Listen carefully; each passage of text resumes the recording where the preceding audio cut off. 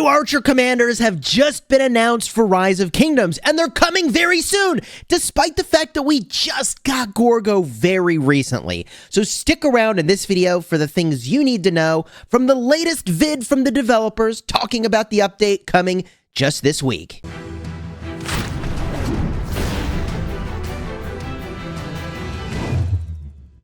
Hello my friends and welcome back. I'm Chisgule Gaming, and today's video is sponsored by the makers of Rise of Kingdoms. And if you've been following along with my channel, you know that as soon as news drops, I like to make a video covering the things you really need to know about the information the developers have just revealed. So if you haven't already subscribed to the channel, consider smashing that subscribe button, smashing a like on the vid, and let's get going.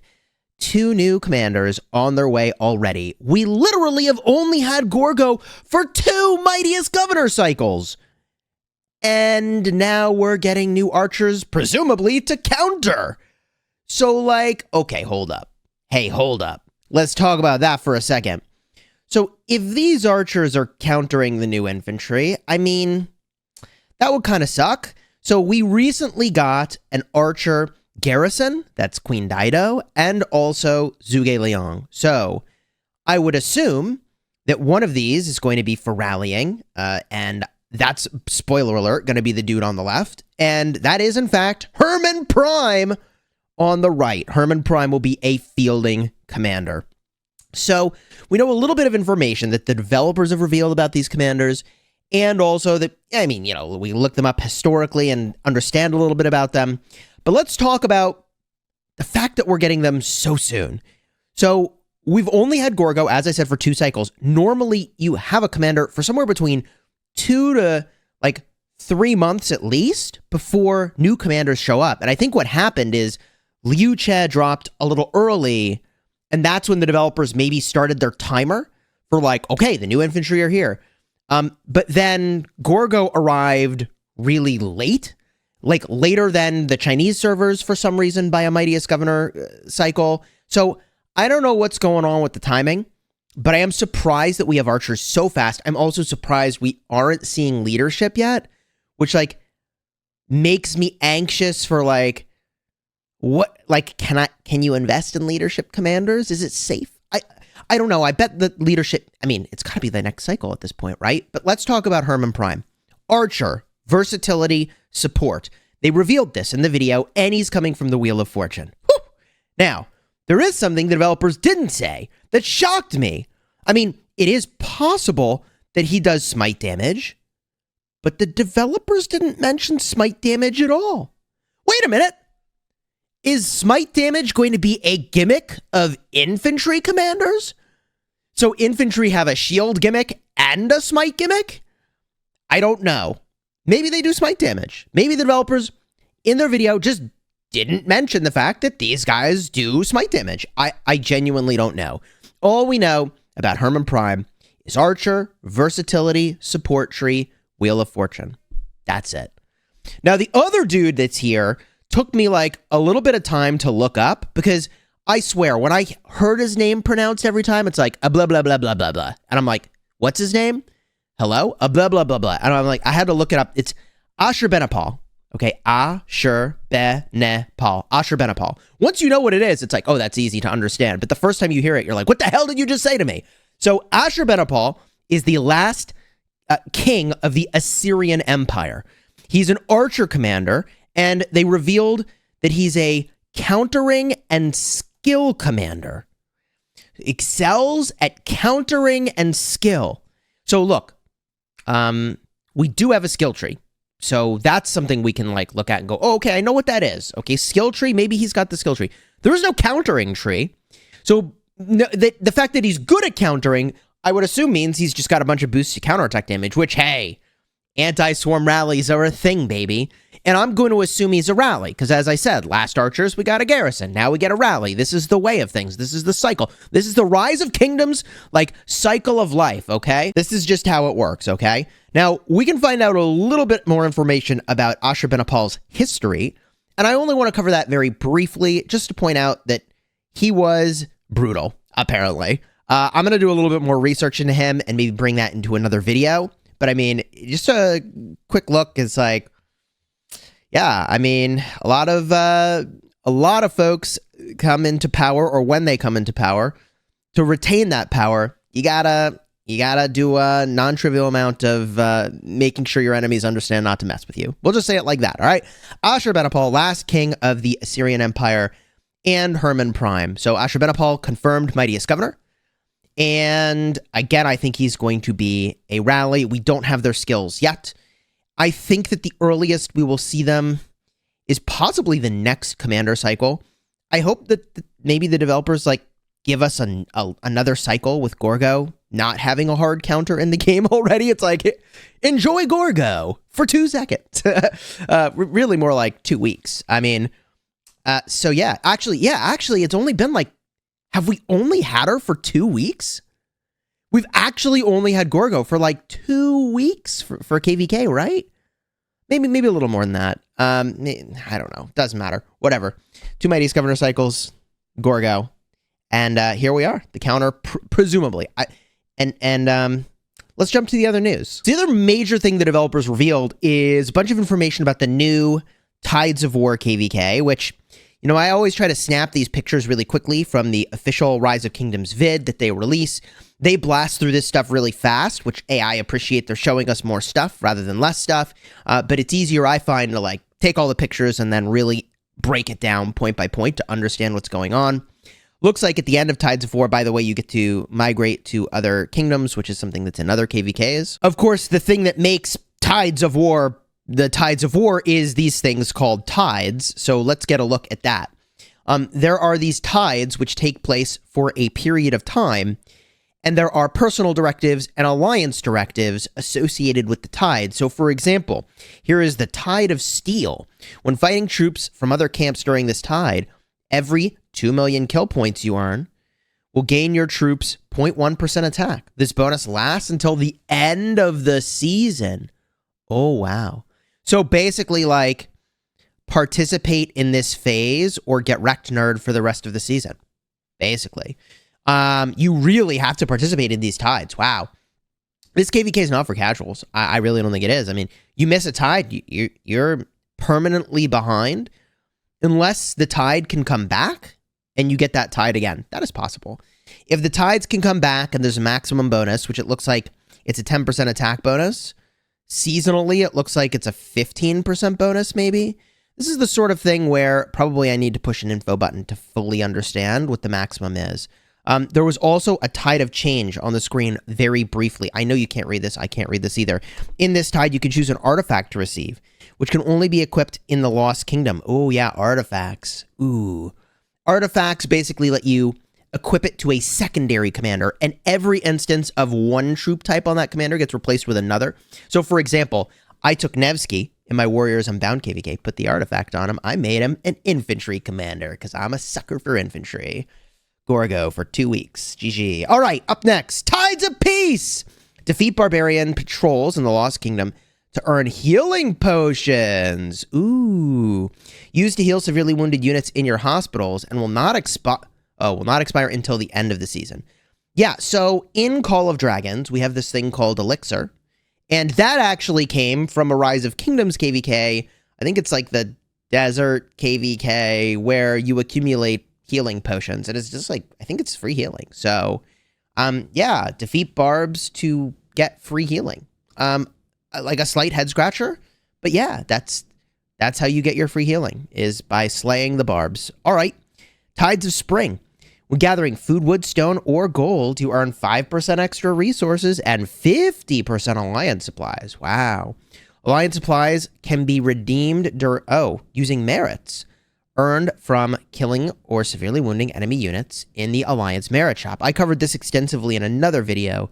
Card will be up in the top for what I think that Merit Shop is going to look like. But we're not done yet, baby. I got another tide, the Tide of Steel. Oh, we saw this one already. All right, so maybe the whole KVK just rotates between these tides. Maybe that's what it is. Oh, Tide of Unity. During stronghold battles in the Lost Kingdom, you can deploy standby troops to rallied armies and garrisons. When a combat troop in a rallied army or garrison is defeated, it will be automatically replaced by a standby troop. You know, this is such a weird one. So I think it's Desert KVK, where, like, you station your troops for other people to deploy. And that sounds like why do I want to like play the game to not play the game, but also play enough to like not be considered deadweight by my kingdom? But I can tell you I actually would like value this option, for example, on my restart account right now. Like on a day where I don't have time to continue to fight, and it's been like a lot of fighting, if I could just put troops on standby equal to everything above what I need to field fight, like I trust my kingdom to send them to die however they see fit. Sure. Right? Like if that is what I think it is, when a combat troop in a rallied army or garrison is defeated, it will automatically be replaced by a standby troop. Like, sure. Like I trust my kingdom to manage that, right? So, I don't know. Like standby troops, there's a lot that I wonder about that. Like for example, okay, my garrison gets defeated. There's no garrison captain anymore. Are my standby troops going to drop in there and then they're going to be the captain and then the garrison's going to get swarmed? Do my troops walk from one place to another, subjecting them to being attackable as they go to join the rallied army or join the garrison? I mean, there's actually a lot of questions I have about this system and how it will work. I think in the Desert KVK, you are attackable as you walk to places. So like, I don't know. You just end up with a big hospital bill potentially. The mechanics of how this works is a big question mark for me, but the idea of what it is actually is pretty appealing. I'm going to be honest with you. There was like a time in my life, a couple years ago when we all were stuck inside, where it was like, yeah, I will sit here for all the hours I need to sit here to end up only killing off 10,000 troops, but at least I was there. And like these days, I mean, if I could just station them for someone else to do that, I'm actually okay with that. All right, what else? Okay, Tide of Change. We saw this already. But there are also, as we were discussing, personal and alliance directives. So here are some examples of personal directives, and these are crazy. Combat experience. Increase the max attack bonus you can get from the effect of the current tide by 7.5%. Okay. So there is presumably a max effect that each of these tides can offer you, but Kind-Hearted increases your hospital cap by 30%. Wow. Hey, guess what? You can't rally me productively. I'm 100 million power, and you can't even kill my troops. Get wrecked, nerds. Meritorious service. Severely wounding or killing another governor's units will earn you rewards. Okay. And then battlefield. Severely wounding or killing another governor's units will earn you extra resources. Oh, there is no something. I'm sure that's not, there is no limit to the number of resources you can get. There's no way that's what that is. But I do wonder what it says. Now, after issuing a personal directive, it cannot be changed for the rest of that tide. But presumably if these tides cycle multiple times throughout a KVK, then like, this time I'll do a resource thing, and maybe next time I'll do an attack stat thing, or, it all depends on what the KVK map is at that moment in time, and you make your choice. And in terms of the alliance directives, these are abilities that get used. So back at it, defeated troops teleport back to their city. That is a big deal. Instantly return back to your city instead of sad face walking. Imagine a KVK fight where you're walking a long distance. You've been in those situations. So your refresh time is increased, for that fort drop by 10 minutes, 20 minutes, because you have to walk all the way back to your city and then run all the way back out there. But you take 20 minutes off that time to refresh because all that sad face time is gone. And, back from the brink reduces troop casualties. Also, there's a limited number of uses of these abilities, which is extremely meaningful. Here is back from the brink. Whenever an alliance member is in combat, minus 25% of their dead units will be converted into sev wounded. 25% of their sev wounded units will be converted into slightly wounded units. Wow. That is busted. Duration 2 hours. Cooldown no hours because you only get one use on it. Holy. Yeah, so like using these alliance directives correctly is going to be big. I think a lot of people will mistime those, but wow. In terms of what alliance directives are out there, double time, destroy barbarian forts to gain march speed. Lightning strike, faster rallies against barbarians and barbarian occupied buildings. Presumably these are little icons in the upper right showcasing the category of abilities. It looks like these are all the PvE things. Earn more individual resources and alliance supplies from well provisioned. Larder looter. Better rewards from defeating barbarian patrols. Okay. And let's see here. I already got a picture of that. Oh, I do have some of the details. And those are very hard to read. Wow. Double time. Whenever an alliance member destroys a barbarian fort, an alliance troop will gain 0.2% march speed. Okay. Your troops can gain up to 5% march speed per tide via this directive. All right. Well, I mean, 5% march speed after barb forts. Woohoo! Duration 3 hours. Is that really it? If your alliance issues this decree or this directive again later, the bonuses will stack. Aha. Okay, so there are some stacking bonuses. That makes a little more sense. Okay, lightning strike. When a rally attacking barbarians or barbarian-occupied strongholds, the rally's prep time is reduced by 1 minute. Ooh, and the army gains 30% march speed. Now that is good, but it is a 24-hour cooldown, whereas double time had a 0-hour cooldown. Well provisioned, increase the number of resources gained from the effects of the current tide, increasing individual resources gained by 5%, alliance supplies by 250%. Okay. The larder looter. Whenever an alliance member defeats a barbarian patrol, increase the amount of certain resource items earned, food, wood, stone, gold, and level 1 resource pack Cs by 10%. Restocks the alliance merit shop with 400,000 resources. And then we can see the descriptions of some of these things down here. Honorable increases honor points earned from occupying ancient ruins and altars of darkness. Bruh. All right. Honorable, 50% boost to honor gain. Troops defeated in combat will instantly return to your governor's city. Okay, that's pretty straightforward. Back from the brink we saw already. Standing tall increases building durability recovery speed by 100%. Ooh, but doesn't affect a burning building. Huh. Okay. I mean, your buildings repair a lot faster with that directive. So these directives, I think, are extremely strategic, and this is just a fraction of the total directives, I would assume. So this is actually... I mean, I think it's going to be a cool KVK. I think it's going to be fun to play. Will it be something that we play many times or only once and we go, I've probably done that enough? To be determined. It is, I would say, very difficult to balance a KVK. It actually is very difficult to do. And I don't know, there's a lot to balance here. One other noteworthy change the developers are making is they're updating the descriptions of the skills, but they aren't actually changing what the commanders do.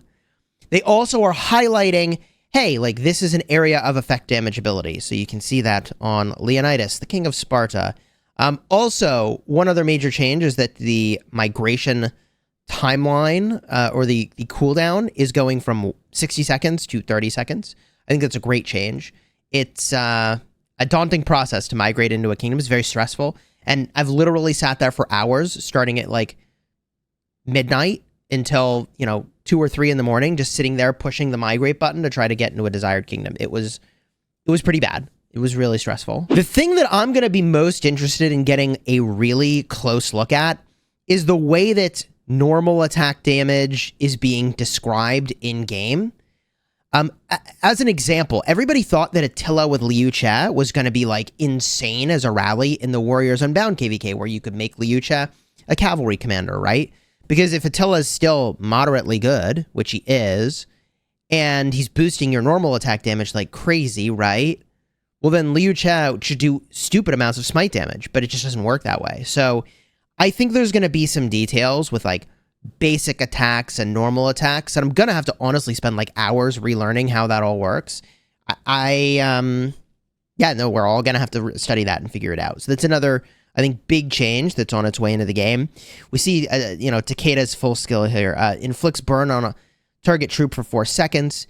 Whenever a burn troop is hit with a basic attack, there's a 50% chance it will do 50% more normal damage. So like, gosh, like there's now a distinction between a basic attack, which I think is when someone is directly targeting you, and then normal damage.